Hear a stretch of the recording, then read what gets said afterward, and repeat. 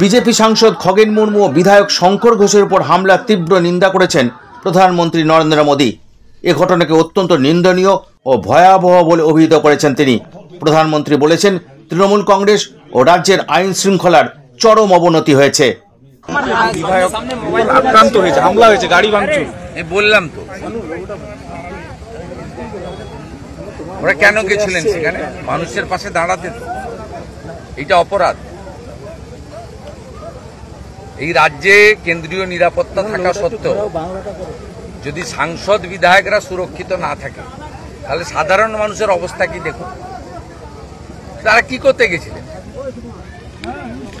সাংসদ বিধায়কদের তো কর্তব্য আর তো মানুষের পাশে দাঁড়ানো। মুখ্যমন্ত্রী একাই কি কার্নিভালে নাচার পরে গিয়ে ছবি তুলতে যাবেন? তো খিঁচমেরি ফটো। আর কারো যাওয়ার অধিকার নেই? আর কারো যাওয়ার অধিকার নেই? যেভাবে রক্তপাত করেছে বাংলার মানুষ দেখেছে। এই রক্তের সুমধুর বদলা ২৬ সালে জনগণ নেবে, আদিবাসী সমাজ নেবে, আমি আপনাকে বলে গেলাম। আর এফআইআর হবে। এফআইআর নিয়ে যা যা করার আমরা করব এবং যা ব্যবস্থা নেওয়া হবে। তবু মুখ্যমন্ত্রী বলছেন কোনো আঘাত নয়, রাজনীতি ভুলে একযোগে উত্তরবঙ্গের। এটা কোনো কথা হলো? মুখ্যমন্ত্রী ওই লোকগুলোকে নামগুলো তো দেখেছেন, আমি পোস্ট করেছি। ওরা কারা? বিশেষ কমিউনিটির গুন্ডা তৃণমূলে, তাদেরকে দিয়ে সব জায়গায় এর আগে কোচবিহারেও করিয়েছিল। মুখ্যমন্ত্রীর তো উচিত ছিল ঘটনার নিন্দা করা। মুখ্যমন্ত্রীর উচিত ছিল পুলিশকে নির্দেশ দেওয়া যে আজকে রাতের মধ্যে চিহ্নিত ভিডিওতে দেখা যাচ্ছে কারা, তাদের গ্রেপ্তার করা, যে সোমোটো মামলা চালু করা, এফআইআর এর জন্য ওয়েট না করা।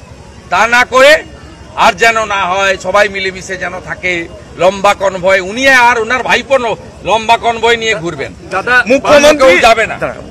ওনাদের সঙ্গে শ্রমিক ভট্টাচার্যদের বা খগেন মুর্মুদের সঙ্গে কটা গাড়ি ছিল? যখন এমপি এমএলএ ছিল গাড়ি ছিল, বাকি তো প্রেসের গাড়ি। প্রেসের গাড়িকে আমরা না বলতে পারি? আমাদের পিছন যখন প্রেসের গাড়ি ফলো করে, আমাদের অধিকার আছে। মুখ্যমন্ত্রী যখন প্রেসের গাড়ি ৫, ৬টা, ৭টা প্রেসের গাড়ি যায়, উনি একা ঘুরবেন হেলিকপ্টারে, চার্টার ফ্লাইটে।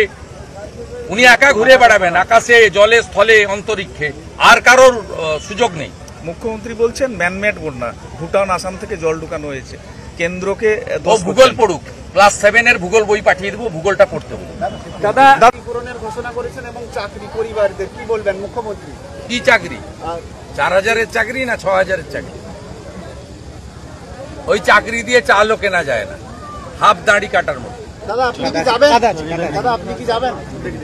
আমি তো কালকে যাব, সবাই জানে, নতুন করে কিছু নেই। আমার খগেন মুর্মুকে দেখতে হবে, তার এখানে ফ্র্যাকচার হয়েছে, ওনাকে প্রয়োজন হলে দিল্লি এইমসে নিয়ে যেতে হবে। উনি খুব সিরিয়াস। এই জায়গা একদম মানে ইম্পর্টেন্ট, হাড় ভেঙে গেছে ওনার, প্রচন্ড সিরিয়াস আছেন। শঙ্কর ঘোষও ইনজোর্ড, কিন্তু out of danger. Khagen Murmu not out of danger. এটা আমার প্রায়োরিটি। আমি যাব, ডাক্তারদের সঙ্গে মিট করব। আর রাজুজির সঙ্গে কথা হয়েছে, কাল কিরণ রিজিজুও আসছেন। আমি দুটো একটা স্পটে যাওয়ার চেষ্টা করব, রিলিফ ডিস্ট্রিবিউশন করার চেষ্টা করব। আমাদের সমস্ত লোকরা, এমপি এমএলএ এবং বিজেপির সব কার্যকর্তা, ভলেন্টিয়ার অর্গানাইজেশন ডিস্ট্রিবিউশন করছে। আমরা ক্লোজ মনিটরিং করছি। সব বিজেপি এমএলএরা 5টা করে ফুড রিলিফ ক্যাম্প চালাচ্ছেন। আমরা ইতিমধ্যে প্রায় 15-20 হাজার রিলিফ প্যাকেট ডিস্ট্রিবিউট করেছি। আগামী 3 দিন আরও আমরা 50,000 রিলিফ প্যাকেট ডিস্ট্রিবিউট করব।